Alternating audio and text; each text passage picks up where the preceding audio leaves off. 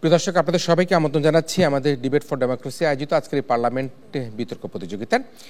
আজকের এই ছায়া সংসদে আমরা বিদেশি বিনিয়োগের সম্ভাবনা ও চ্যালেঞ্জ নিয়ে দু দলের বিতর্কিকদের অংশগ্রহণ করার জন্য আমন্ত্রণ জানিয়েছি। যে বিষয়টি প্রস্তাব করা হবে সেটা হচ্ছে সাম্প্রতিক বিনিয়োগ সম্মেলন বিদেশি বিনিয়োগের সম্ভাবনা সৃষ্টি করেছে কিনা তা নিয়ে আজকে শানিত তর্কের যুদ্ধে আমরা সরকারি দল হিসাবে অংশগ্রহণ করতে দেখতে পাচ্ছি ঢাকা কলেজ এবং বিরোধী দল হিসাবে অংশগ্রহণ করছে ইডেন মহিলা কলেজ। আজকের এই প্রতিযোগিতায় যে 5 জন সম্মানিত বিচারক বিচার কার্য সম্পাদন করবেন এবার তাদের সাথে আমি আপনাদের পরিচয় করে দিই। আমাদের সাথে সম্মানিত বিচারক হিসেবে রয়েছেন সাংবাদিক মাইনুল আলম, নির্বাহী সম্পাদক দৈনিক আমাদের সময়। রয়েছেন অধ্যাপক আবু মোহাম্মদ রইস, লেখক, বিতর্ক সংগঠক ও নাট্যকার। পরবর্তী বিচারক সাংবাদিক দৌলক আক্তার মালা, প্রেসিডেন্ট ইকোনমিক রিপোর্টার্স ফোরাম ও বিশেষ প্রতিনিধি ফিনান্সিয়াল এক্সপ্রেস। এরপরে সম্মানিত বিচারক হিসেবে রয়েছেন ডক্টর এএসএম মোর্শেদ, সাবেক বিতার্কিক ও উন্নয়ন যোগাযোগ বিশেষজ্ঞ। সর্বশেষ বিচারক হচ্ছেন সাংবাদিক জাকির হোসেন, বিজনেস এডিটর দৈনিক সমকাল। সম্মানিত বিচারক মণ্ডলী যে সকল বিষয়ের উপর নম্বর প্রদান করবে তা আপনাদের জানিয়ে রাখি। প্রস্তাব, কৌশল ও দলীয় অবস্থান ব্যাখ্যা 5, উপস্থাপনা 5, উচ্চারণ ও বাচনভঙ্গি 5, তথ্য প্রদান 5, যুক্তি প্রয়োগ 5 এবং পয়েন্ট মোকাবেলায় 5 নম্বর প্রদান করবেন আজকের সম্মানিত বিচারক মণ্ডলী। এই বিতর্ক অনুষ্ঠানটি অর্থাৎ এই ছায়া সংসদটি পর্যবেক্ষণ করে দুই দলের বিতার্কিকদের বক্তব্য আলোকে বক্তব্য প্রদান করবার জন্য আমাদের সাথে সম্মানিত প্রধান অতিথি হিসেবে উপস্থিত রয়েছেন centre for policy dialogue CPD এর সম্মানীয় fellow professor doctor Mostafizur Rahman. আমরা প্রফেসর ডক্টর মোস্তাফিজুর রহমান স্যারের বক্তব্য শুনবো আমাদের আয়োজনের একেবারে শেষে। তবে জানিয়ে রাখি প্রত্যেক বক্তা বক্তব্য প্রদান করবার জন্য মোট 4 মিনিট সময় পাবে। এক্ষেত্রে 3 মিনিটের সতর্ক সংকেত এবং 4 মিনিটে চূড়ান্ত সংকেত ধ্বনিত হবে। শুরু করছি আমাদের আজকের ছায়া সংসদ। ছায়া সংসদের শুরুতেই আজকের যে বিষয় নিয়ে বিনিয়োগ সম্মেলনে বিদেশি বিনিয়োগের যে সম্ভাবনার কথা বলা হচ্ছে সেই সম্ভাবনার বিষয় নিয়ে প্রস্তাব উত্থাপন করবার জন্য আহ্বান জানাচ্ছি মাননীয় প্রধানমন্ত্রী তথা সংসদ নেতা, ঢাকা কলেজ বিতর্ক দলের দলনেতা আজিজুর রহমান পাভিলকে। আমরা এমন একটি বাংলাদেশে দাঁড়িয়ে আজকে কথা বলছি মাননীয় স্পিকার, যেই বাংলাদেশের মাননীয় স্পিকার জাইকার মতো কোম্পানিগুলা, স্যামসাংয়ের মতো কোম্পানিগুলা বিনিয়োগ করতে এসে মাননীয় স্পিকার সেই বিনিয়োগটি চলে যায় মাননীয় স্পিকার আজকে ভিয়েতনামের মতো দেশে মাননীয় স্পিকার। এই 24 পরবর্তী জুলাই পরবর্তী বাংলাদেশে আমরা যখন একটি বঙ্গর অর্থনীতি পাই, সেই বঙ্গর অর্থনীতি দাঁড়িয়ে মাননীয় স্পিকার যখন অন্তর্বর্তীকালীন সরকার এবং বিডা একটি সামিট আয়োজন করে, যেই সামিটটি আপনার প্রশংসনীয় হয় এবং সেই সামিটটি সফল হয়, সেই প্রেক্ষাপটে দাঁড়িয়ে মাননীয় স্পিকার আজকে আপনার অনুমতিক্রমে এই সংসদে যে প্রস্তাবটি উত্থাপন করছি সেটি হচ্ছে সম্প্রতি বিনিয়োগ সম্মেলন বিদেশি বিনিয়োগের সম্ভাবনা সৃষ্টি করছে।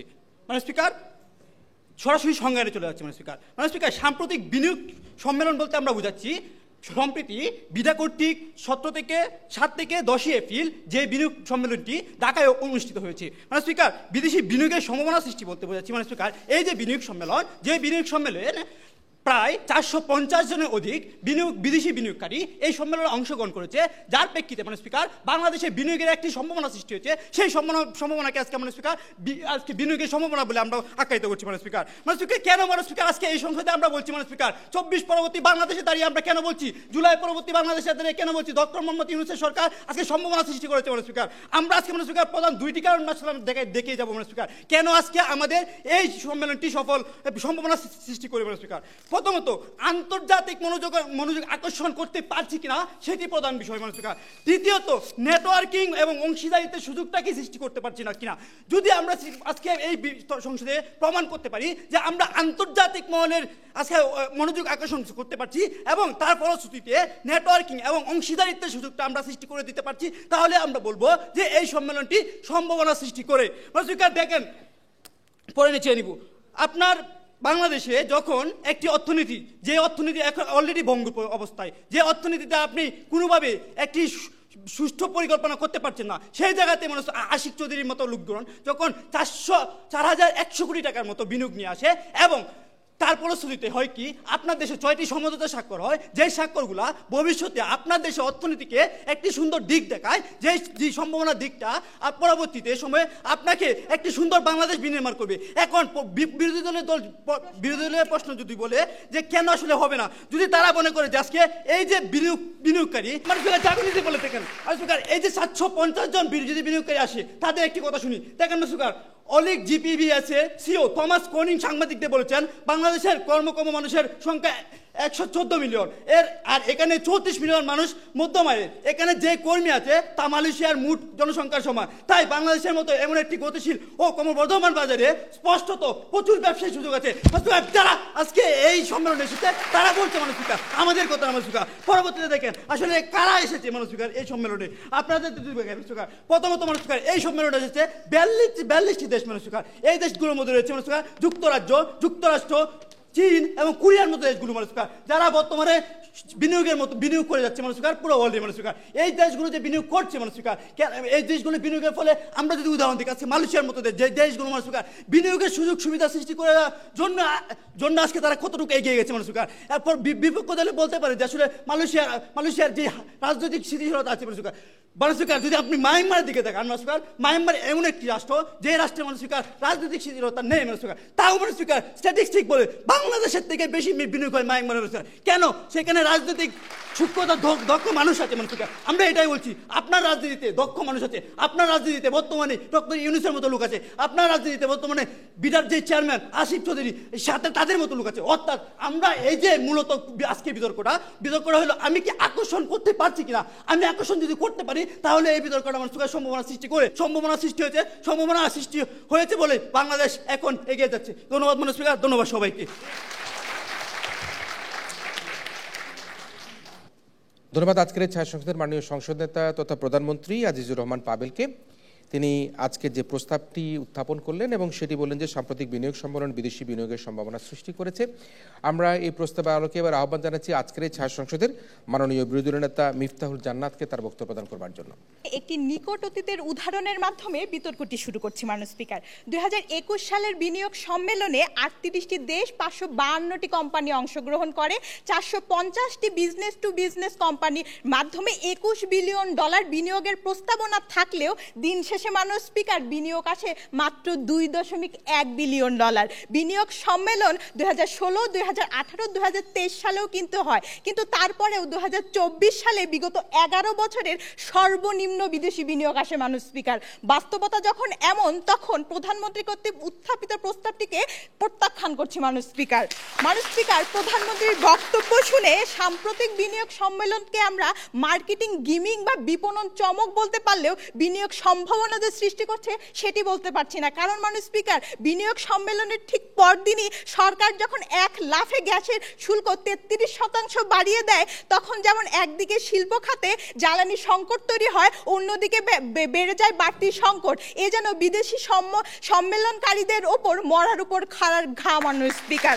মাননীয় স্পিকার, বিদেশি বিনিয়োগের সম্ভাবনা আর মার্কেটিং গিমিং এর মাঝে যে পার্থক্য আছে সেটি আজকে সরকারি দল বুঝতে ব্যর্থ হয়েছে। বিদেশি বিনিয়োগকারীরা কিন্তু আপনার রোড শো, ইংরেজি প্রেজেন্টেশন কিংবা বিনিয়োগ সম্মেলন দেখে বিনিয়োগ করে না, তারা বিনিয়োগ করে বাজারের আকর্ষণ দেখে, বাজার থেকে মুনাফা এবং মুনাফার সহজলভ্যতা দেখে এবং আইনি সুরক্ষা দেখে। ঠিক সেই বাস্তবতায় যখন বিশ্ব ব্যাংকের প্রতিবেদন বলে বাংলাদেশে বিনিয়োগের 5টি গুরুত্বপূর্ণ ঝুঁকি রয়েছে, 1 হচ্ছে রাজনৈতিক অস্থিতিশীলতা, 2 আমলাতান্ত্রিক জটিলতা, 3 অবকাঠামোগত সেবা প্রাপ্তিতে ভোগান্তি ও দীর্ঘসূত্রিতা, 4 অর্থনৈতিক অস্থিতিশীলতা, 5 আইনি সুরক্ষার অভাব, সুশাসনের অভাব এবং দুর্নীতি। মাননীয় স্পিকার, আমরা বলছি এই সার্বিক যদি প্রতিবন্ধকতা আমরা দূর করতে না পারি, তাহলে শুধু বিনিয়োগ সম্মেলন দিয়ে আমরা বিদেশি বিনিয়োগের সম্ভাবনা তৈরি করতে পারবো না। মাননীয় স্পিকার, আপনার ভাষ্যমতে বিনিয়োগ সম্মেলন যদি সফল না হয়, তবে যে 3100 কোটি টাকা বিনিয়োগ বর্তমানে বাংলাদেশে এসেছে বিনিয়োগ সামিটের মাধ্যমে, এটা কিভাবে আসলো মাননীয় স্পিকার? মাননীয় স্পিকার, আমাদের সম্মেলনটা মার্কেটিং গিমিং তৈরি করেছে। যখন আপনাদের সম্মেলনের ঠিক পরদিনই গ্যাসের শুল্ক 33% বেড়ে যায়, সেখানে আপনারা কিভাবে বলছেন যে এই বিনিয়োগ সম্মেলনটা আপনাদের হতে সম্ভাবনা সৃষ্টি করেছে? মাননীয় স্পিকার, প্রধানমন্ত্রী তার বক্তব্যে আশিক চৌধুরীর কথা, ইংরেজি প্রেজেন্টেশনের কথা এবং 3100 কোটি টাকা বিনিয়োগ সম্ভাবনার কথা বললেন, কিন্তু শুভঙ্করের ফাঁকিটি কোথায় মাননীয় স্পিকার? চলুন দেখি। আশিক চৌধুরী তার বক্তব্যে রিটার্ন অন ইকুইটি দেখিয়েছেন এক সময় 80%, এক সময় 56%, কিন্তু তিনি রিটার্ন অফ অ্যাসেটের কোনো পরিসংখ্যান দেখাতে পারেনি মাননীয় স্পিকার। মাননীয় স্পিকার, যেটা বিদেশি বিনিয়োগদের কাছে সবচেয়ে বেশি গুরুত্বপূর্ণ পরিসংখ্যান, তা গ্লোবাল ইকোনমির পরিসংখ্যান বলছে বিশ্বে মাননীয় স্পিকার 136টি দেশের মধ্যে 36টি দেশের মধ্যে রিটার্ন অফ অ্যাসেটের তালিকায় বাংলাদেশের অবস্থান 96 নবীনতম। সম্পদ হস্তান্তরের ক্ষেত্রে বিশ্বে গড়ে যেখানে সময় লাগে 47 দিন, সেখানে বাংলাদেশে সময় লাগে 271 দিনেরও বেশি। মানুষ স্পিকার, তার মানে কি দাঁড়ালো মানুষ স্পিকার? বুলবুলিতে ধান খেয়েছে, খাজনা দিব কিসে? সরকারি দল এই দীর্ঘসূত্রিতা যদি দূর করতে না পারে, তাহলে আসলে বিনিয়োগ সম্মেলন দিয়ে বিদেশি বিনিয়োগের সম্ভাবনাটা আসলে তৈরি হবে না মানুষ স্পিকার। আজকের এই মঞ্চে আমরা যদি রাজনৈতিক অস্থিতিশীলতা, আমলাতান্ত্রিক জটিলতা এবং বিনিয়োগ বান্ধব পরিবেশ তৈরি করতে পারি, তবেই কিন্তু আমরা বিনিয়োগের সম্ভাবনাটা বৃদ্ধি করতে পারবো। তাই এই সংসদে যাতে এই প্রস্তাবটি কোনোভাবেই গ্রহণ না হয়, তার জোর দাবি জানাচ্ছি। ধন্যবাদ মানুষ স্পিকার, ধন্যবাদ সবাইকে। ধন্যবাদ মাননীয় বিরোধী নেতা মিফতাহুল জান্নাতকে। তিনি আজকের এই প্রস্তাবটি প্রত্যাখ্যান করলেন এবং সেই সাথে তিনি বললেন বিনিয়োগ সম্ভাবনা সৃষ্টি করার জন্য যে 5টি অনুষঙ্গ, সেই অনুষঙ্গের কথা উল্লেখ করলেন। এবার আমরা আমন্ত্রণ জানাচ্ছি আজকের এই ছায়া সংসদের বিনিয়োগ সম্ভাবনা সৃষ্টি করা নিয়ে মাননীয় ছায়ামন্ত্রী মোহাম্মদ ইমরান হোসেনকে তার বক্তব্য প্রদান করবার জন্য। ধন্যবাদ মাননীয় স্পিকার। ভূতের পা যেমন পিছন দিকে থাকে, বিরোধী দল এখনো জুলাই বিপ্লব পূর্ববর্তী পিছনেই রয়ে গিয়েছে, তারা সামনের দিকে এগোতে পারেনি। আমি আজকে দেখিয়ে যাব তিনি যে 5টি কথা বলেছেন, 5টি কথাই এখনো ভুলভাবে রয়েছে। 1 নম্বর যেটি বলেছেন, রাজনৈতিক অস্থিতিশীলতা। রাজনৈতিক অস্থিতিশীলতা বলতে আসলে উনি কি বুঝিয়েছেন এটা কিন্তু ক্লিয়ার করেননি। আমি এখানে বলতে চাচ্ছি, এই যে বিনিয়োগ সম্মেলন, এই বিনিয়োগ সম্মেলনে যেটি হয়েছে, আমরা যদি নয়া দিগন্ত, প্রথম আলো এবং দেশ রূপান্তরের মতো পত্রিকাগুলোর দিকে তাকাই, সেখানে কিন্তু এবারই প্রথমবারের মতো এই বিনিয়োগ সম্মেলনে এনসিপি, বিএনপি এবং জামাতের মতো শক্তিশালী দলগুলো অবস্থান নিয়েছে এবং তারা তাদের এই বিনিয়োগ সম্মেলনে বিনিয়োগকারীদের কাছে স্পষ্ট করেছে বিনিয়োগ পরবর্তী যে নির্বাচন হবে বা বিনিয়োগ পরবর্তী যে অবস্থান হবে, সেখানে রাজনৈতিক অবস্থান তাদের কি হবে। সাবেক বাণিজ্যমন্ত্রী আমির খসরু মাহমুদ চৌধুরী এসেছিলেন, জামাতের সেক্রেটারি মিয়া গোলাম পরোয়ার এসেছিলেন এবং এনসিপির নাসিরুদ্দিন পাটোয়ারি এসে এই বিষয়টা কিন্তু স্পষ্ট করে গিয়েছেন। দ্বিতীয় তারা যে বিষয়টি বলেছেন যে এক ছাদের নিচে আসলে কিছু পাওয়া যায় না, সেটি নাকি 2018 সালেই পাশ হয়েছে। কিন্তু আমরা যেটা দেখছি যে আশিক চৌধুরী স্পষ্ট ঘোষণা করেছেন যে বাংলাদেশের এই বিনিয়োগ সম্মেলন এবং বিনিয়োগকারীরা যে 28টি জায়গায় যেতে হয়, সেটি কিন্তু তারা এক ছাদের নিচে নিয়ে আসে এবং অনলাইনে একটি পোর্টাল করে এবং সেটার মাধ্যমে, অর্থাৎ বাংলাদেশে এসে আপনাকে কি করতে হবে না, আবেদন করতে হবে না, মন্ত্রণালয়ের দ্বারে দ্বারে যেতে হবে না, সচিবদের দ্বারে দ্বারে যেতে হবে না, বরং তারা অনলাইনে বসে বিদেশে বসেই কিন্তু এই আবেদনগুলো কমপ্লিট করে তারা এই জায়গাটাতে অবস্থান নিতে পারবে। দ্বিতীয়ত আমি যে বিষয়টি বলছি, যে বিরোধী নেত্রী বলে গেলেন রিটার্ন অন অ্যাসেট অনুযায়ী 96তম, কিন্তু দ্য গ্লোবাল ইকোনমির তথ্য মধ্যে রিটার্ন অন ইকুইটির বৈশ্বিক তালিকায় 136টি দেশের মধ্যে 53তম অবস্থানে রয়েছে।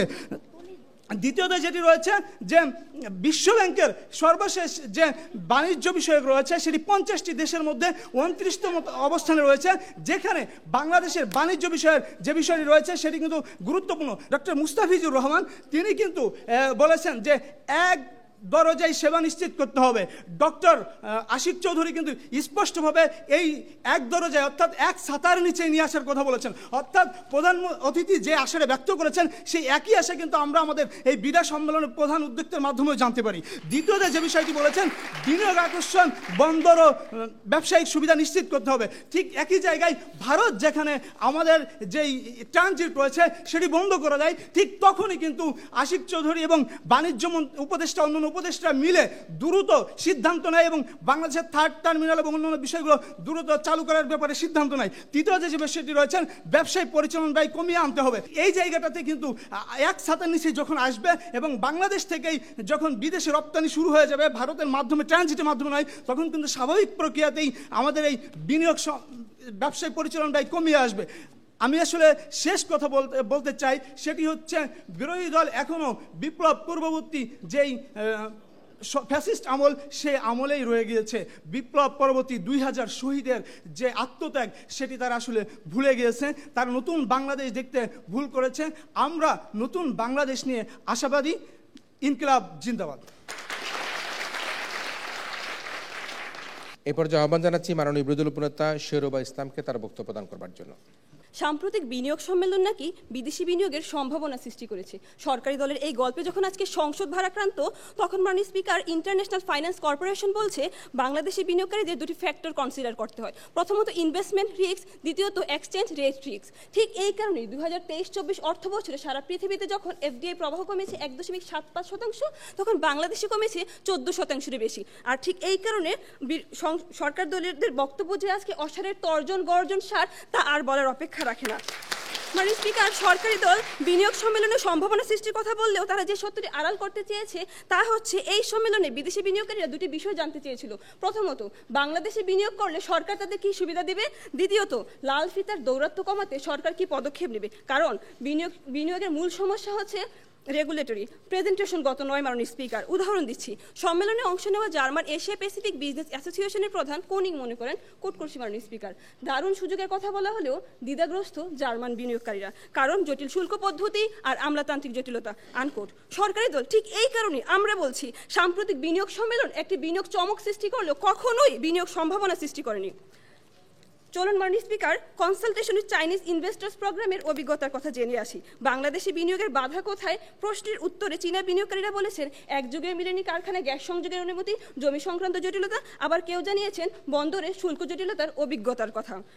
বাস্তবতা যখন এমন মাননীয় স্পিকার, তখন আমরা মনে করি আমাদেরকে বিনিয়োগ সম্মেলনে এফডিআই সম্ভাবনা সৃষ্টির জন্য আমাদের প্রয়োজন আমলাতান্ত্রিক জটিলতা দূর করা, ইউটিলিটি সেবা প্রাপ্তি সহযোগীকরণ করা।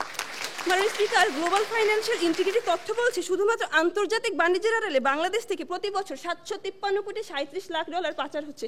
এর ফলে কি হচ্ছে মাননীয় স্পিকার, আমাদের ফরেন কারেন্সি রিজার্ভ কমে যাচ্ছে, আজকে ব্যাংকগুলো এলসি খুলতে পারছে না, বিদেশি কোম্পানিগুলো আজকে তাদের লভ্যাংশ নিয়ে যেতে পারছে না, যাতে করে আন্তর্জাতিক মহলে বাংলাদেশকে নিয়ে একটা রেড সিগন্যাল যাচ্ছে, যা কিনা সরাসরি বিদেশি বিনিয়োগকে বাধাগ্রস্ত করে। মাননীয় স্পিকার, উদাহরণ হিসেবে রবি আজিয়াটা 816 কোটি টাকার লভ্যাংশ নিয়ে যেতে পারছে না। তার পাশাপাশি রয়েছে merry-go Bangladesh, Berger pets, British American tobacco এবং সিঙ্গারের মতো কোম্পানিগুলো। এর সমাধান কি শুধুমাত্র বিনিয়োগ সম্মেলন, নাকি ডলার সংকট কাটিয়ে অর্থনৈতিক সংকট আনয়ন করা? প্রশ্ন রেখে গেলাম সরকারি দলের কাছে। মাননীয় স্পিকার, একটু লক্ষ্য করুন, পলিসি এক্সচেঞ্জের প্রতিবেদন বলছে সময় মতো জমি বরাদ্দ না পাওয়া, সহায়ক অবকাঠামোর অভাব এবং প্রয়োজনীয় অনুমোদন পেতে অস্বাভাবিক বিলম্বের কারণে স্যামসাং এবং অ্যারামকোর মতো বিনিয়োগগুলো আমরা হারিয়েছি। মাননীয় স্পিকার, সরকারি দল বারবার বলছে বিনিয়োগ সম্ভাবনা সৃষ্টি হয়েছে কিনা, আজকের বিতর্কটি নাকি সেই জায়গায়। বরং আমরা বলতে চাই বিতর্কের পলিসি অনুযায়ী যখন এই বিনিয়োগ সম্মেলনের বিনিয়োগ সম্ভাবনার বাস্তবিক কোনো ভিত্তি থাকে না, তখন আজকে তাদের বিতর্কটি এই সংসদে টিকে না। পরিসংখ্যানগত উদাহরণ দিচ্ছি, 2023 সালে বিনিয়োগ সম্মেলনে 17টি দেশের 200+ বিনিয়োগকারী অংশগ্রহণ করে এবং সেখানে $25 বিলিয়ন বিনিয়োগ প্রস্তাবনা আনা হয়। চারদিকে তখন হই হই রব পড়ে যায়, এই বুঝি বাংলাদেশ সিঙ্গাপুর হয়ে গেল। কিন্তু মাননীয় স্পিকার, সম্ভাবনার বেলুনটি ঠিক তখনই চুপসে যায় যখন দিন শেষে বিনিয়োগ আসে মাত্র $324 লাখ। মাননীয় স্পিকার, এর কারণ হিসেবে সিপিডি চেয়ারম্যান অধ্যাপক রেহমান সোবান স্যার বলেছেন ফাইলবন্দির বাঘবন্দি খেলা বন্ধ করতে না পারলে কখনোই কাঙ্ক্ষিত বিদেশি বিনিয়োগ আনা সম্ভব নয়। আমরাও কিন্তু সেটাই বলছি মাননীয় স্পিকার। মাননীয় স্পিকার, আমাদেরকে বিনিয়োগ সম্ভাবনা সৃষ্টি করার জন্য প্রথমত আমলাতান্ত্রিক জটিলতা দূর করতে হবে, দ্বিতীয়ত রাজনৈতিক স্থিতিশীলতা আনতে হবে।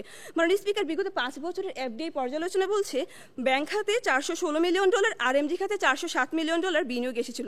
এই বড় দুইটি খাত যখন আজকে চ্যালেঞ্জের মুখে, আজকে যখন আমেরিকার শুল্ক জ্বরে বিশ্ব যখন লণ্ডভণ্ড, ভারতের ট্রান্সশিপমেন্ট বাতিলের ফলে বাংলাদেশ যখন আজকে চ্যালেঞ্জের মুখে, যেদিনই বিনিয়োগ সম্মেলন হচ্ছে ঠিক সেই দিনে কেএফসি এবং বাটার মতো বহুজাতিক কোম্পানিগুলোতে যখন আক্রমণ হচ্ছে, তখন মাননীয় স্পিকার, আংটার্ড বলছে বিগত 8 মাসের পর্যালোচনা থেকে বাংলাদেশে বিদেশি বিনিয়োগের প্রবাহ কমেছে 20% বেশি। তাই মাননীয় স্পিকার, আজকে শেষ করছি মাননীয় স্পিকার, প্রথমত office of the united state trade রিপ্রেজেন্টেশনের একটি প্রতিবেদন দিয়ে বাংলাদেশি বিনিয়োগ নিয়ে মার্কিন কোম্পানিগুলো অভিযোগ করেছেন। তারা বলে গেলেন যে যুক্তরাষ্ট্রের কথা বলেন, বাংলাদেশি বিনিয়োগ নিয়ে মার্কিন কোম্পানিগুলো অভিযোগ করেছে এবং তারা বলেছে যে সরকারি কর্মকর্তাদের ঘুষ নেওয়ার প্রবণতার কারণে বাংলাদেশে দরপত্র এবং লাইসেন্স পাওয়া কঠিন হয়ে যাচ্ছে।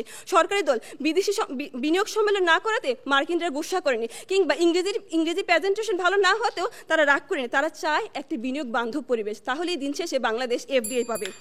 তাই মাননীয় স্পিকার, আজকে তরুণ প্রজন্মের পক্ষ থেকে আমরা দাবি জানাতে চাই বিনিয়োগ বান্ধব পরিবেশ গড়ার লক্ষ্যে কেবল সম্মেলনমুখী বিনিয়োগ নীতির বাইরে গিয়ে আমাদেরকে বিনিয়োগ বান্ধব পরিবেশ সৃষ্টি করতে হবে।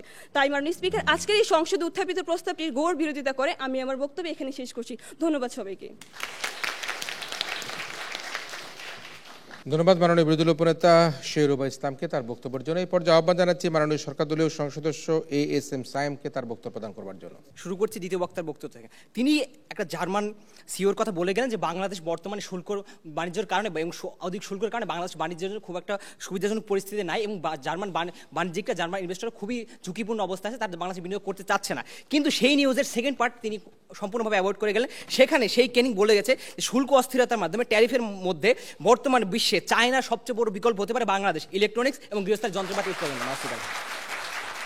মানসিক আমরা শুরু থেকে বলে আসছি যে বর্তমান যে আপনার বিজনেস সামিটটা বাংলাদেশের জন্য একটা বিনিয়োগের সম্ভাবনা সৃষ্টি করেছে। মানসিক এই সম্ভাবনা সৃষ্টি করেছে, এই জিনিসটা শুধু আমরা বলে যাচ্ছি না, আমরা গালগল্প দিয়ে যাচ্ছি, তাদের মতো কবিতা বলে যাচ্ছি না, আমরা বলছি বাংলাদেশের institute of international and strategic বিসের গবেষণা পরিচালক অর্থনীতিবিদ ডক্টর মাহফুজ কবির নিজেও বলেছেন যে এই বিনিয়োগ ছিল স্মার্ট এবং ব্যতিক্রমধর্মী। স্পিকার আমরাও সেই কথাই বলছি। স্পিকার এই বিনিয়োগটি ছিল স্মার্ট এবং ব্যতিক্রমধর্মী, যা বিগত সময় বা ফ্যাসিস্ট আমল বা বিগত বাংলাদেশে দেখা যায়নি এবং কখনো এই পরিমাণ ইনভেস্টমেন্ট যে সম্ভাব্যতা, এই জিনিসটা বিগত সরকারে বা বিগত আমলে বাংলাদেশে দেখা যায়নি। এই সম্ভাব্যতাটা এই বিনিয়োগ সম্মেলন সৃষ্টি করেছে। মাননীয় স্পিকার আমরা বলছি বাংলাদেশে বিনিয়োগ খাতে যে সংগঠন FBCI এর সাবেক পরিচালক আব্দুল কাশেম খান মনে করেন সম্মেলনটি বাংলাদেশের ব্র্যান্ডিং খুবই ভালো হয়েছে। মাননীয় স্পিকার আমরাও এই কথাই বলছি, বাংলাদেশ বিশ্বের কাছে একটা ব্যাড ইমেজ তৈরি হয়েছিল বিগত ফ্যাসিস্ট আমলে যে বাংলাদেশ ইনভেস্টমেন্টের জন্য ভালো জায়গা না, এখানে ঝুঁকি আছে, এখানে কারাপশন আছে, এখানে লাল ফিতার দৌরত্ব আছে, এই জিনিসগুলো আছে বাংলাদেশে এক্সিস্ট করে।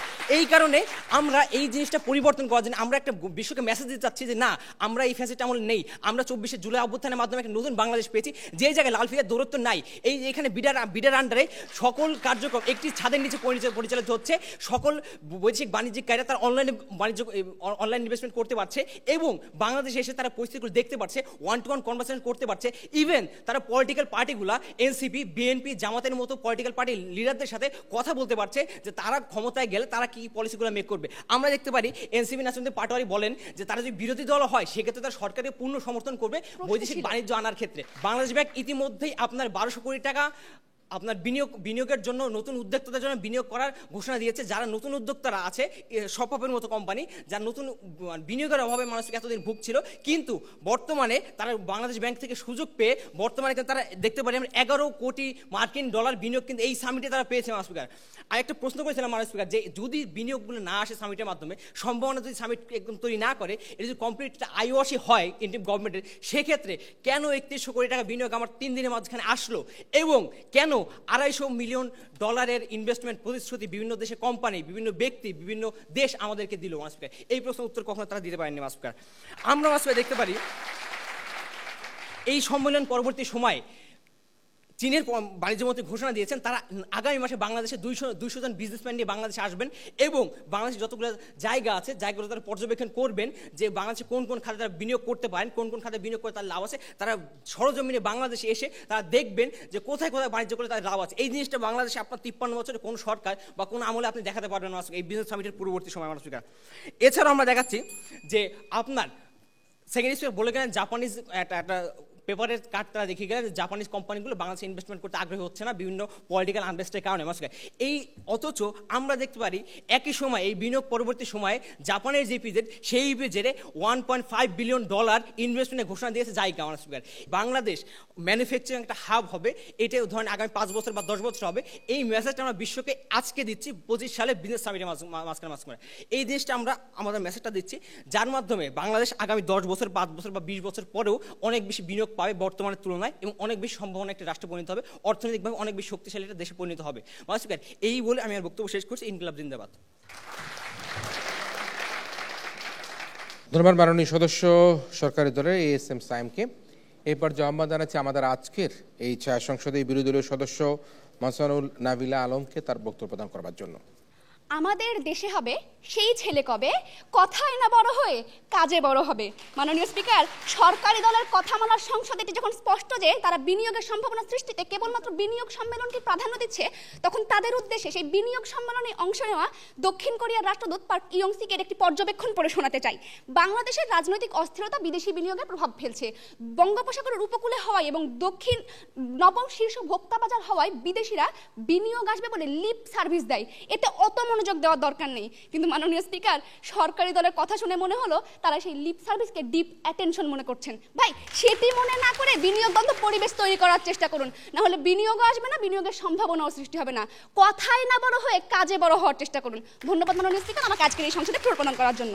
মাননীয় স্পিকার, আজকে দেখুন 4 দিনের বিনিয়োগ সম্মেলনে চীন, ভারত, নেদারল্যান্ড এবং অস্ট্রেলিয়ার 60 জন বিনিয়োগকারী কোরিয়ার ইপিজেড পরিদর্শনে গিয়ে বাংলাদেশে বিনিয়োগের প্রধান বাধা কোথায় জানতে চাইলে জবাবে চীনের প্রতিনিধি কি হাক সাং বলেন, প্রশাসনিক জটিলতা বিদেশি বিনিয়োগের অন্যতম বাধা। মাননীয় স্পিকার, আজকে সরকারি দলের 3 জনের বক্তব্যে আমরা কেবল বিনিয়োগের প্রতিশ্রুতি ফুলঝুরির কথা শুনে গেলাম, কিন্তু কিভাবে তারা ওই প্রশাসনিক জটিলতা দূর করবেন, কিভাবে আমলাতান্ত্রিক জটিলতা দূর করবেন, আর কিভাবে বা জ্বালানি সংকট দূর করবেন তার কোনো স্পষ্ট রোডম্যাপ কিন্তু পেলাম না। ঠিক সেই কারণে বলছি মাননীয় স্পিকার যে পলিসি নির্ভর বিতর্কে তাদের বিতর্কটি আজকে টেকে না। মাননীয় স্পিকার, দেখুন বিদেশি বিনিয়োগের ক্ষেত্রে সবচেয়ে গুরুত্বপূর্ণ হলো জ্বালানির প্রাপ্তি, জ্বালানির সহজলভ্যতা, কিন্তু দুঃখজনক হলেও সত্যি যে বাংলাদেশে যেমন জ্বালানির সংকট আছে তেমনি বিদ্যুৎ সংযোগ পেতে সময় লাগে 150 দিনেরও বেশি। সেই প্রেক্ষাপটে মাননীয় স্পিকার দেখুন গ্যাস সংযোগ পেতে 27টি অধিদপ্তরের পরিদপ্তরে আমাদের দৌড়াদৌড়ি করতে হয়। হাই কপাল, কোথায় যাবে বাংলার গোপাল। মাননীয় স্পিকার, প্রতিযোগিতামূলক বিশ্ব যেখানে ভিয়েতনামে এলএনজি আমদানিতে শুল্ক দিতে হয় 2.75%, ভারতে দিতে হয় 2%, সেখানে আমার বাংলাদেশ দিতে হয় 37%। প্রশ্ন আপনাদের কাছে প্রতিপক্ষ দল যে বিনিয়োগকারীরা যাবে কোথায়, ভারতে, ভিয়েতনামে নাকি বাংলাদেশে আসবে? তারা কি হিসেবটি বোঝে না, নাকি তারাও আপনাদের মতো কাঠের চশমা পরে আছে বলে মনে করেন? মাননীয় স্পিকার, মিষ্টি কথা কিংবা প্রেজেন্টেশন দিয়ে বিদেশি বিনিয়োগ আসে না, বিদেশি বিনিয়োগ আসে বিনিয়োগ বান্ধব পরিস্থিতির উপর ভিত্তি করে। আমরাও সেটাই বলছি। মাননীয় স্পিকার, আজকে দেখুন সরকারি দল স্টারলিংক, নাসা বা হান্ডার কথা বলছে, জায়ান্ট জন কোম্পানির কথা বলছে, বিদেশি সংবাদ মাধ্যমের কথা বলছে, প্রতিশ্রুতির কথা বলছে তারা, যেটা শুনতে খুব ভালো লাগলেও বাস্তব চিত্র কিন্তু ভিন্ন। কেননা অর্থনীতিবিদ মামুন রশিদ স্যারের মতে দেশীয় বিনিয়োগকারীদের কিভাবে আপনি ট্রিট করছেন তার উপর নির্ভর করে বিদেশি বিনিয়োগ আসে। সেই জায়গাতে মাননীয় স্পিকার আজকে দেখুন বেক্সিমকোর মতো প্রতিষ্ঠান বন্ধ হয়ে গেছে, যারা কিনা সবচেয়ে বেশি বিনিয়োগ করে, সবচেয়ে বেশি রপ্তানি করে। গাজী গ্রুপ আজ বন্ধ হওয়ার পথে 183টি পোশাক কারখানা বন্ধ হয়ে গেছে। মাননীয় স্পিকার, দিনে দুপুরে বহুজাতিক প্রতিষ্ঠানে হামলা হচ্ছে।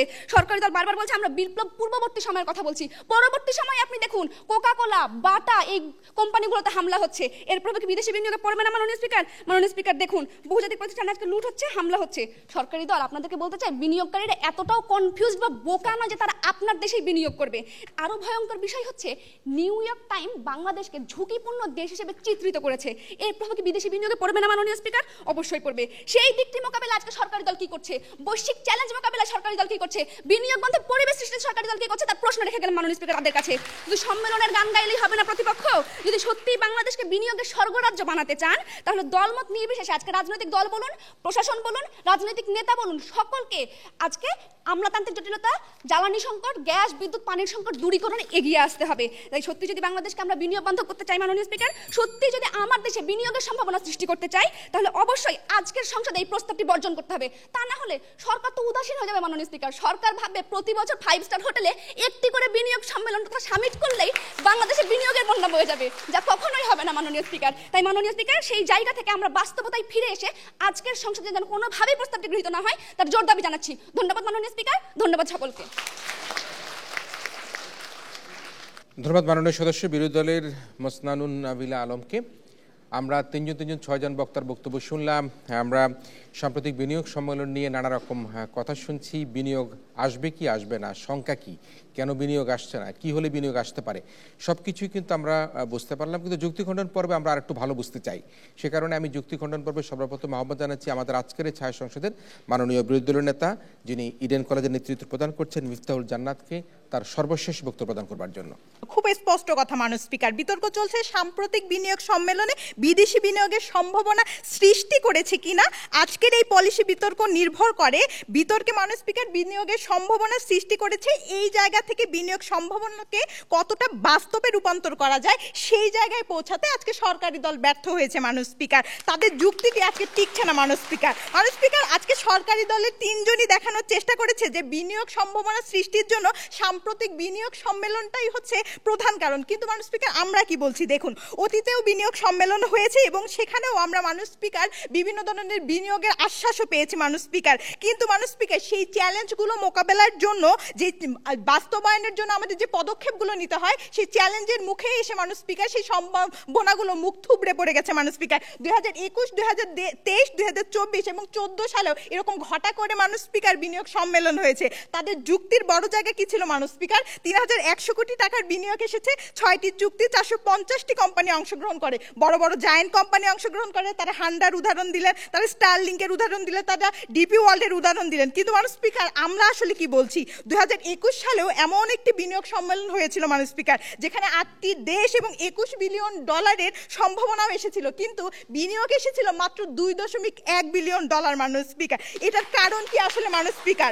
মাননীয় স্পিকার, আমরা যখন বিদেশি বিনিয়োগ নিয়ে কথা বলবো তখন মাননীয় স্পিকার আপনাকে আজকে মাথায় রাখতে হবে যে বাংলাদেশে বিনিয়োগের চ্যালেঞ্জ কি, যেগুলো যদি আপনি মোকাবেলা করতে না পারেন তাহলে আসলে বিদেশি বিনিয়োগের মাধ্যমে কখনোই সম্ভাবনা তৈরি হবে না। 2018 সালে 1:1 পাস হলেও সেটি এখনো বাস্তবায়ন হয়নি মাননীয় স্পিকার। আপনি বলেন চায়না হাসপাতাল করতে এসেছে, চায়নার জন্য বিশেষ অর্থনীতি অঞ্চল করেছেন, কিন্তু এই বিশেষ অর্থনৈতিক অঞ্চলে যখন আপনি গ্যাস দিতে পারবেন না, উচ্চ মূল্যে গ্যাস দিবেন, তখন কিন্তু মাননীয় স্পিকার প্রশ্ন থেকে যায় চায়না আসলে এখানে বিনিয়োগটি করবেন কিনা মাননীয় স্পিকার। তাই এই সংসদে তার সরকার কর্তৃক যে প্রস্তাবটি উত্থাপন হয়েছে সেটি যাতে এই সংসদে কোনো মতেই গৃহীত না হয় এর জোর দাবি জানাচ্ছি। ধন্যবাদ মাননীয় স্পিকার, ধন্যবাদ সবাইকে। ধন্যবাদ মাননীয় বিরোধী দলীয় নেতা মিফতাহুল জান্নাতকে তার বক্তব্য প্রদান করবার জন্য। এই পর্যায়ে আমরা আহ্বান জানাচ্ছি আজকের এই ছায়া সংসদের মাননীয় প্রধানমন্ত্রী তথা সংসদ নেতা আজিজুর রহমান পাবেলকে ওয়াইন্ড আপ সেশনে পুনরায় তার বক্তব্য প্রদান করবার জন্য। মাননীয় স্পিকার, তারা আজকে আস্থা খুঁজে পাচ্ছেন না, কিন্তু আমরা পাচ্ছি।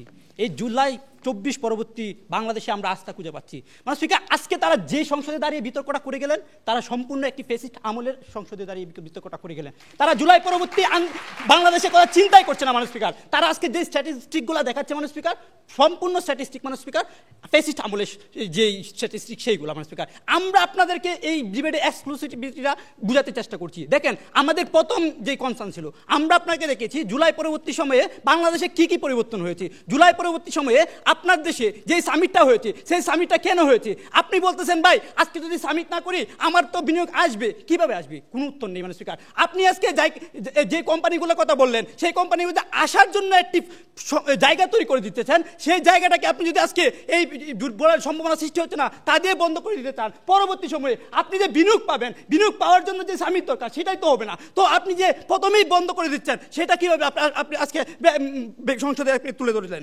দ্বিতীয়ত মাননীয় স্পিকার, তারা আজকে একদিনের পর আজকে আমি আম গাছ লাগালাম, আমি আম গাছটি এমন জায়গায় লাগালাম যেখানে আমার মরুভূমি ছিল, যেখানে আমার প্রতিটা সেক্টর ছিল ভঙ্গুর, আমার অর্থনৈতিক সেক্টর, আমার প্রতিটা প্রশাসনিক সেক্টর ভঙ্গুর অবস্থায় ছিল। সেই জায়গাতে যখন মাননীয় স্পিকার ডক্টর ইউনূসের মতো দেশপ্রেমিক যে জনগণ আপনার দেশে আসে এবং সেখানে আপনার প্রশাসনিক কাঠামোটাকে স্থিতিশীল করে এবং আপনার অর্থনীতিকে স্ট্রং করার জন্য এই সামিটগুলো করে, সেই সামিটগুলো সফল হয়, সেই সামিটগুলো আস্থা দেয়, সেই সামিটগুলো আপনাকে 3100 কোটি টাকার মতো বিনিয়োগ তাৎক্ষণিক দেয় এবং আপনার পরবর্তী সময়ে একটা বিরাট বিনিয়োগের আশা আপনাকে সৃষ্টি করে সেই জায়গায় দাঁড়িয়ে আমরা বলছি আমরা আস্থা দেখছি। বাংলাদেশে যখন একটি হাত তৈরি হচ্ছে, আমাদের মূল বিতর্ক ছিল যে পরিবেশটা কি সৃষ্টি হচ্ছে কিনা, আমরা পুরো বিতর্কে দেখাই, পুরো বিতর্কে দেখাই পরিবেশটা সৃষ্টি হচ্ছে, যে পরিবেশটাই ছিল এই সামিটের মূল লক্ষ্য। ধন্যবাদ মাননীয় স্পিকার, ধন্যবাদ সবাইকে।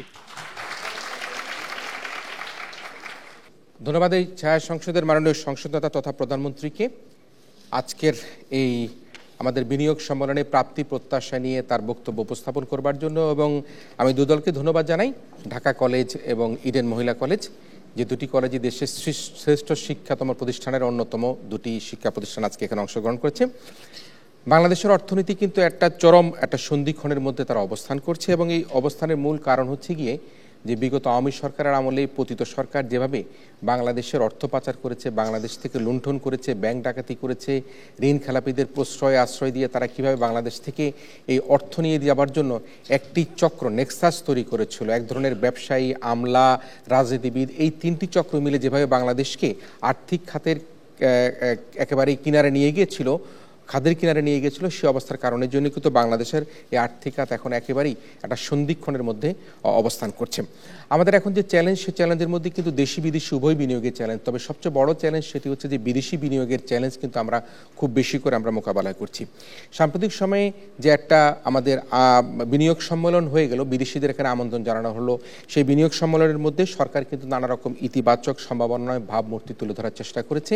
সেই সম্ভাবনাময় ভাবমূর্তি তুলে ধরার চেষ্টার পরে আমরা দেখেছি বিনিয়োগ সম্মেলন থেকে বলা হয়েছে প্রায় 31,000 কোটি টাকার মতো তারা এখানে এসেছে, যা আমি মনে করি $2.50 মিলিয়ন মতো হবে, যেটি বাংলাদেশে প্রতিশ্রুতি পেয়েছে। বেজা এবং বিদার যিনি নির্বাহী চেয়ারম্যান জনাব আশিক চৌধুরী 2035 সালের মধ্যে বাংলাদেশকে থাইল্যান্ড এবং সিঙ্গাপুরে নিয়ে যাওয়ার একটা স্বপ্নের কথা এখানে তিনি বলেছেন এবং তিনি আশাবাদ ব্যক্ত করেছেন যে বাংলাদেশের বিনিয়োগ বাড়বে এবং বিনিয়োগ বাড়বার পাশাপাশি বাংলাদেশ কিন্তু খুব শীঘ্রই 10 বছরের মধ্যেই তারা স্বপ্ন দেখছেন, তিনি স্বপ্ন দেখছেন এবং উদ্যোক্তারা স্বপ্ন দেখছেন বাংলাদেশ থাইল্যান্ড এবং সিঙ্গাপুরের মতো একটি দেশের মতো তারা অবস্থানে চলে যেতে পারবেন। কিন্তু বাংলাদেশ এবং সিঙ্গাপুর এবং থাইল্যান্ডে যদি আমরা তুলনা করতে যাই তাহলে এই শক্তিশালী দেশে পরিণত করবার জন্য, আর্থিকভাবে তাদের মতো দেশে পরিণত করবার জন্য সেই সক্ষমতা কি আমাদের আছে কিনা? আমরা আওয়ামী সরকারের আমলে কিন্তু একই কথা শুনেছি, খুব দ্রুতই বাংলাদেশ সিঙ্গাপুর হয়ে যাবে, খুব দ্রুতই বাংলাদেশ থাইল্যান্ড হয়ে যাবে, 2041 সালের মধ্যে বাংলাদেশ উন্নত দেশে পরিণত হয়ে যাবে।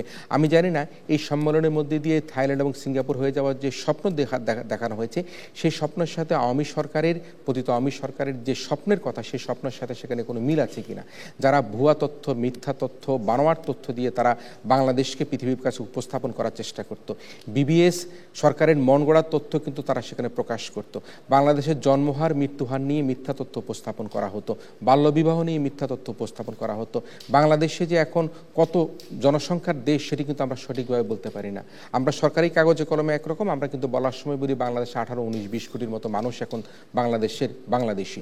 তো সে কারণে ইতিপূর্বে যে বাংলাদেশকে সিঙ্গাপুর, থাইল্যান্ড, মালয়েশিয়া করার যে স্বপ্ন দেখা হয়েছিল আওয়ামী লীগ শাসন আমলের জন্য সময়, যখন 2041 সালের মধ্যে আমরা উন্নত দেশে যাব, সেই স্বপ্নের কাছাকাছি গিয়ে এখানে এই স্বপ্ন দেখানো হয়েছে কিনা সেটি কিন্তু আমাদের জন্য বড় একটা প্রশ্ন হয়ে দাঁড়িয়েছে।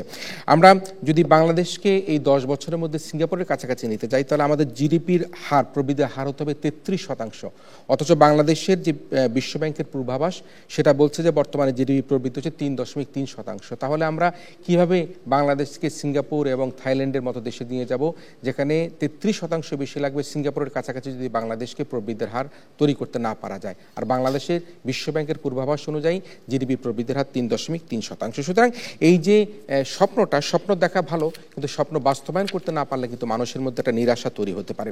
আমরা প্রতিশ্রুতি অনেক কিছু পাই, কিন্তু গ্রাউন্ড রিয়েলিটি কিন্তু ভিন্ন।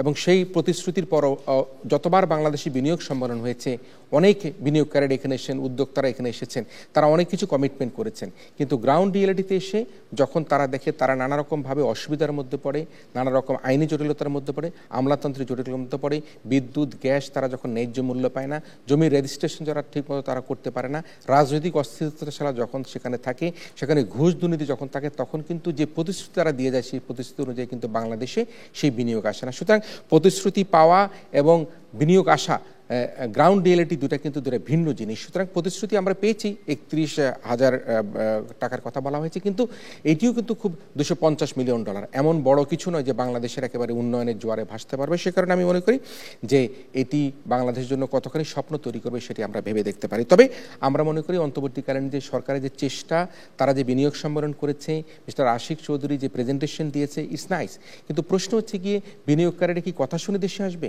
বক্তব্য শুনে দেশে আসবে, নাকি তারা বিনিয়োগকারীরা তারা দেশে আসবে তাদের বিনিয়োগের নানা রকম যে সমস্যা সেই সমস্যা যদি দূর করা সম্ভব হয় তারা আসবে। আমাদের দেশে যদি বিনিয়োগ বাড়াতে হয়, এই যে বিনিয়োগের যে একটা মন্দা চলছে সে মন্দা যদি কাটিয়ে তুলতে হয়, তাহলে আমাদেরকে উচ্চ সুরহার, বিদ্যুৎ, গ্যাস, জ্বালানি সংকট, ডলার সংকট, টাকার অবমূল্যায়ন, তারল্য সংকট, এগুলিকে আমাদেরকে মোকাবেলা করতে হবে। করনীতির দুর্বলতা কাটিয়ে উঠতে হবে, দুর্নীতি, আমলাতান্ত্রিক জটিলতা, আইনি শৃঙ্খলা ফিরিয়ে আনা, মব কালচার বন্ধ করা, সেগুলিতে কিন্তু আমাদের নজর দিতে হবে। বাংলাদেশে এমনও ঘটনা আছে যে ইতিপূর্বে আমরা দেখেছি পতিত সরকারের আমলে কোনো বিদেশি রাষ্ট্র যদি বাংলাদেশে দান করত, সাহায্য করতে চাইতো, সেই দান বা সাহায্য গ্রহণ করতেই কিন্তু সুপতিত সরকারের আমলাদেরকে বা রাজনীতিবিদদেরকে ঘুষ প্রদান করতে হতো। বিদেশ থেকে যে দুম্বার মাংস বাংলাদেশে আসতো আমাদের গরিব দুঃখী মেহনতি মানুষের জন্য, সেই দুব্বার মাংস গ্রহণের সময় আমরা কিন্তু নানা রকম অনিয়মের কথা দেখেছি। আমরা দেখেছি এনজিওর রেজিস্ট্রেশন থাকা সত্ত্বেও বিদেশি সাহায্য কতিপয় সরকারের যারা একেবারেই আশীর্বাদ পুষ্ট, তারা ছাড়া কিন্তু সেই এনজিওগুলো, সেই সংস্থাগুলো কিন্তু তারা বিদেশি সাহায্য আনতে পারতো না। সাহায্য আনবার ক্ষেত্রেও কিন্তু সেখানে তাদেরকে ঘুষ বাণিজ্যের সঙ্গে সম্পৃক্ত হতো। তো সুতরাং বাংলাদেশে বিনিয়োগকারীদের যদি আস্থা ফিরিয়ে আনতে হয়, ফরেন ডাইরেক্ট ইনভেস্টমেন্ট আনতে হয়, তাহলে কিন্তু আমাদেরকে এই যে জ্বালানি সংকট, ডলারের উচ্চ মূল্য, টাকার অবমূল্যায়ন, তারল্যে যে সংকট, সেগুলি মোকাবেলা করতে হবে। তবে আমরা যেটা মনে করি সেটি হচ্ছে যে পতিত আওয়ামী সরকার গিয়েছে। আমরা জুলাই বিপ্লবের মাধ্যমে আমাদের শহীদদের রক্তের মাধ্যমে একটা নতুন বাংলাদেশ গড়বার জন্য যে স্বপ্ন, সেই স্বপ্নে কিন্তু আমরা অলঙ্কৃত হয়েছি। আমরা আশা করব যে আমাদের এই স্বপ্নের বাস্তবায়ন আমরা করতে পারবো যদি আমরা আমাদের সকল কিছু ঠিক রেখে আমরা দেশি বিদেশি বিনিয়োগকে আমরা ঠিক করতে পারি। যাই হোক, আমি আমার বক্তব্য শেষ করলাম। এই পর্যায়ে আমি আহ্বান জানাচ্ছি আমাদের আজকের অনুষ্ঠানের সম্মানিত প্রধান অতিথি প্রফেসর ডক্টর মোস্তাফিজুর রহমান, সিবিডির সম্মানীয় ফেলো, আজকের সম্মানিত প্রধান অতিথি হিসাবে তাকে বক্তব্য প্রদান করার জন্য। সপ্তম পঞ্চবার্ষিকী পরিকল্পনায় আমাদের দেশে বিদেশি বিনিয়োগ 2015 থেকে 2020 এটা লেখা আছে, আপনারা দেখবেন $33 billion net foreign direct investment আসার কথা ছিল। 2020 সালে আসার কথা ছিল $9 বিলিয়ন। আমাদের বিতার্কিকরা দুই থেকেই বলেছেন যে আমাদের গত বছর এসেছে হলো $1.3 বিলিয়ন, মানে $1300 মিলিয়ন। সেই $1300 মিলিয়ন বিপরীতে যে 250 বা 260 মিলিয়ন ডলারের একটা প্রতিশ্রুতি আমরা পেয়েছি, সেটা সংখ্যায় কিন্তু খুব বড় কিছু না। $1300 মিলিয়ন গত বছরের চেয়ে অনেক কম, যেটা নাকি আপনারা বলেছেন। তো সেখানে তুলনা করলে এটার যে প্রতিশ্রুতি এসেছে সেটা খুব বড় না, কিন্তু কথাটা হলো যে সম্ভাবনা সৃষ্টি করেছে কিনা।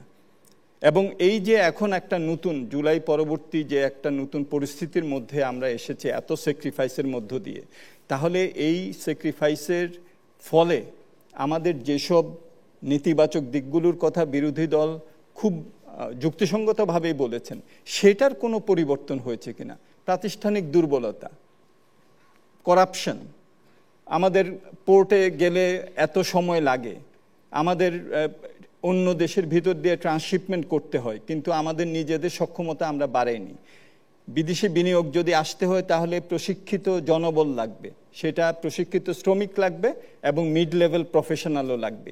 এগুলো কি আমরা নতুনভাবে কিছু এখন করার সুযোগ সৃষ্টি হয়েছে কিনা, আমরা কিছু করছি কিনা, এটাই কিন্তু গুরুত্বপূর্ণ। এবং বিরোধী দলের যারা বলেছেন তারা সেটাকে কোশ্চেন করেছেন। অর্থনীতিতে একটা কথা আছে, সেটা হলো যে necessary factor and sufficient factor. Necessary হলো প্রয়োজনীয়, সাফিসিয়েন্ট হলো যথেষ্ট। এই দুটোর সমন্বয় না হলে হয় না। যদি আমি সব কিছু বিরোধী দলের যদি মেনে নেই যে অনেক কিছু আমাদের ঘাটতি আছে, কিন্তু এগুলো যদি সব কিছুই আমরা যদি পূরণ করি, কিন্তু আমি যদি না জানাতে পারি আমার যারা বিদেশি বিনিয়োগকারী, তাহলে তো আসবে না, তাই না? সুতরাং আমাকে জানাতে হবে, এটা হলো প্রয়োজনীয় শর্ত। আর যথেষ্ট শর্ত হলো যেসব কারণে আগে আসেনি সেগুলো আমরা পূরণ করতে পারছি কিনা। সো এই দুইটা কিন্তু খুবই গুরুত্বপূর্ণ। বিরোধী দল কিন্তু আরও বলতে পারতেন যে এখন বিডার পক্ষ থেকে বলা হয়েছে যে আমাদের যে স্পেশাল ইকোনমিক জোনগুলো, যেটার কারণে আগে আমাদের দেশে না আসার পেছনে একটা বড় কারণ ছিল নিষ্কণ্টক জমি পাওয়া যেত না। যেখানে বিনিয়োগ করলো, বিনিয়োগ করার পরে 10 জন এসে তারপরে বলে যে এটা হলো আমার জমি। এই যে নিষ্কণ্টক জমি পাওয়ার যে একটা সেখানে অভাব ছিল, এটা কিন্তু আমরা স্পেশাল ইকোনমিক জোনগুলো করে এই একটা প্রধান বাধা কিন্তু আমরা দূর করেছি। এবং বিডা বলেছে যে 10টা স্পেশাল ইকোনমিক জোনকে আমরা অগ্রাধিকার ভিত্তিতে বাস্তবায়ন করব। কিন্তু সেটা তো হলো যে আমরা যেটা নাকি বলা হয়েছে যে আমরা ওয়ান স্টপ সার্ভিস যে অ্যাক্ট, যেটা 2018 সালে, যেটার কথা বিরোধী দল খুব যুক্তিসঙ্গতভাবেই বলেছেন যে যেসব সার্ভিসগুলো দেওয়ার কথা ছিল, আমরা কি সেখানে নিষ্কণ্টক জমি তো একটা, তারপরে অন্যগুলো কি আমরা কি সেটা দিতে পারবো কিনা, সেইটা কিন্তু থেকে যাচ্ছে। গ্যাসের কথা উঠেছে, যখন নাকি এই বিনিয়োগ সম্মেলন হচ্ছে, বিরোধী দল আমার মনে হয় যে খুবই যুক্তিসঙ্গতভাবে বলেছেন যে ওই সময়টাতেই আমাদের যে গ্যাসের যে মূল্য যে বাড়াতে হলো, তাহলে বিদেশি একজন বিনিয়োগকারী আসবেন, সেই বিনিয়োগকারী তো চিন্তা করবেন যে আমার খরচের দিকটা কি হবে, তাই না? কিন্তু এটার বিপক্ষেও সরকারি দল কিন্তু বলতে পারতেন যে আমাদের এখানে আগে যে পুঞ্জীভূত যেসব সমস্যার কারণে আমাদের গ্যাসের এই যে আমরা তো এলএনজি আমদানি নির্ভরতার দিকে চলে গেলাম, কিন্তু বর্তমান সরকার কিন্তু বলছেন যে তারা আবার বাপেক্সকে সক্রিয় করে আমাদের দেশের অফশোর এবং অনশোর যে এক্সপ্লোরেশন, এটা তারা করবেন। সেটা যদি আমরা সাকসেসফুলি করতে পারি, তাহলে কিন্তু আমাদের নিজস্ব গ্যাস দিয়ে তখন আমরা এইসব ফ্যাক্টরিগুলোকে যারা বিদেশি বিনিয়োগ করতে আসবেন তাদেরকে কিন্তু আমরা এটা দিতে পারবো। সুতরাং এখন যে অন্যান্য যেসব উদ্যোগগুলি হচ্ছে, সেটার সাথে আমরা যদি সমন্বয় করে দেখি, তাহলে একটা সম্ভাবনা সৃষ্টি হয়েছে কিনা এই যুক্তিটা আসে। এখন পর্যন্ত কতটুকু বাস্তবায়িত হয়েছে, এবং একজন বিদেশি বিনিয়োগকারী যখন আসেন তিনি কিন্তু 10 দিনের জন্য বা 10 মাসের জন্য আসেন না, তিনি আসবেন হলো 15, 20, 25 বছরের জন্য। তাহলে তিনি কিন্তু দেখতে চাইবেন যে রিয়েলি প্রক্রিয়াগুলো শুরু হয়েছে কিনা। প্রাতিষ্ঠানিক যে দুর্নীতি এতদিন আমরা বলেছি আগের সরকারের আমরা দোষারোপ করেছি, সেটার প্রেক্ষিতে নতুন কি উদ্যোগ গ্রহণ করা হচ্ছে, হ্যাঁ, এইসব বিষয়গুলো নিয়ে কিন্তু তারা বলবেন। তবে আমি সাধারণভাবে মনে করি যে বাংলাদেশের মতো একটা দেশে আমাদের যদি বৈদেশিক বিনিয়োগ আকর্ষণ করতে হয়, তাহলে আমাদের দেশীয় বিনিয়োগকারীরা যদি কমফোর্টেবল থাকেন তখনই কেবলমাত্র বিদেশি বিনিয়োগকারীরা আসবেন। বিদেশি বিনিয়োগকারীদেরকে আমরা বিভিন্ন ধরনের ইনসেন্টিভ আমরা বলতে পারি, দিতে পারি, কিন্তু তারা কিন্তু দেখবেন যে আমাদের দেশীয় বিনিয়োগকারীরা এখানে বিনিয়োগ করছেন কিনা। সেই জায়গায় কিন্তু আমরা গত কয়েক বছরে দেখছি যে 23-24% অফ জিডিপিতে প্রাইভেট যে ইনভেস্টমেন্ট সেটা কিন্তু স্থবির হয়ে আছে। সো এই জায়গাটাতে পরিবর্তন করতে হবে। আমাদের দেশে যখন বৈদেশিক বিনিয়োগ আসে তখন দুটো বিষয় খেয়াল করতে হবে। একটা যেটা সেটা হলো যে আরও অন্যান্য দেশও কিন্তু বৈদেশিক বিনিয়োগ আকর্ষণ করতে চাইছে। একজন বিদেশি বিনিয়োগকারীর কাছে সে পাকিস্তানে যাবে না, বাংলাদেশে যাবে না, ভারতে যাবে, এটা কিন্তু একটা তুলনামূলক বিচার সে করে। কর্পোরেট ট্যাক্স কীরকম, সেখানে বিভিন্ন সার্ভিসের প্রাপ্যতা কতটুকু নিশ্চিত আছে, বিভিন্ন সার্ভিসের কস্ট কীরকম, এটা সে তুলনামূলকভাবে বিচার করে। সুতরাং আমাকে যদি বলতে হয় যে আমাদের দেশে একটা সম্ভাবনা সৃষ্টি হয়েছে এবং এটা বাস্তবায়িত হবে, সেটার একটা তুলনামূলক একটা চিত্রের মধ্যে এটাকে প্রতিষ্ঠিত করতে হবে।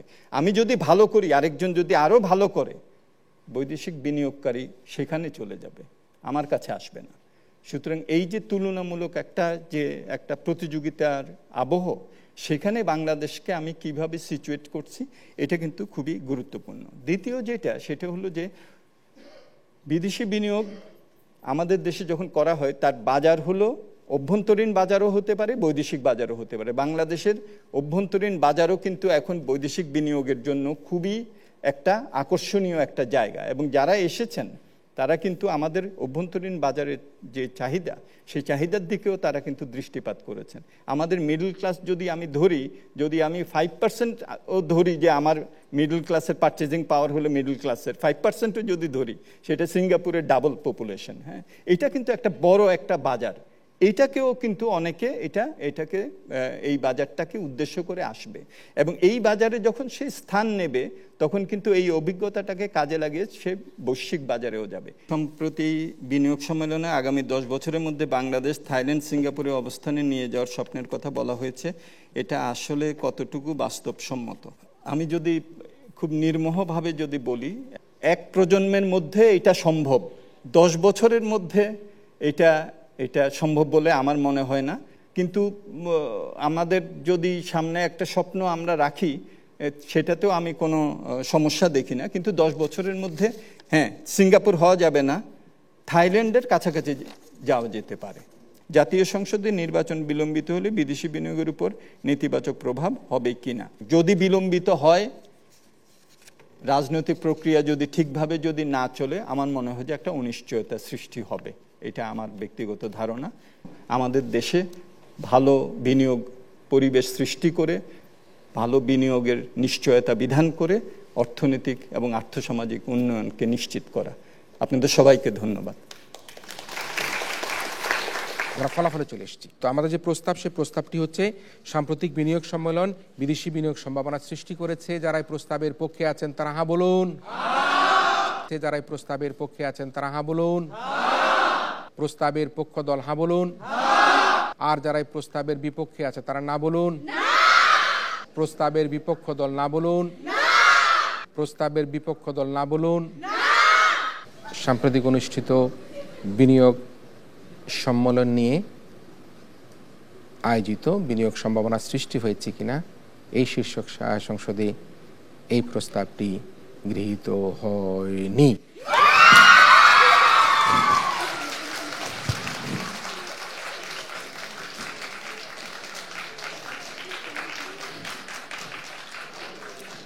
যেহেতু প্রস্তাবটি গৃহীত হয়নি, সে কারণে বলতে হচ্ছে আজকের প্রতিযোগিতার বিরোধী দল ইডেন কলেজ আজকের এই বিনিয়োগ সম্ভাবনা নিয়ে এই ছায়া সংসদে বিজয় হয়েছে।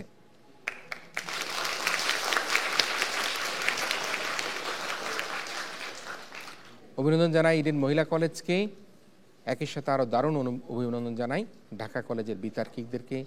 তাদের যুক্তি, তর্ক, তথ্যের মাধ্যমে তারা যেভাবে আজকের এই বিনিয়োগ সম্ভাবনা সৃষ্টি করা নিয়ে যে উপস্থাপন করেছে তার জন্য ঢাকা কলেজকে আমি দারুণভাবে ধন্যবাদ জানাই। সুপ্রিয় দর্শক মণ্ডলী, আপনারা দেশে অথবা বিদেশে বসে আমাদের আজকের এই ডিবেট ফর ডেমোক্রেসি আয়োজিত বিনিয়োগ সম্ভাবনা নিয়ে যে ছায়া সংসদ দেখলেন, আপনাদের সবাইকে আমাদের আগামী সংসদ, আগামী পার্লামেন্ট দেখার আমন্ত্রণের মধ্যে দিয়ে আজকের মতো ডিবেট ফর ডেমোক্রেসি আয়োজিত এই মক পার্লামেন্ট এখানে শেষ করছি।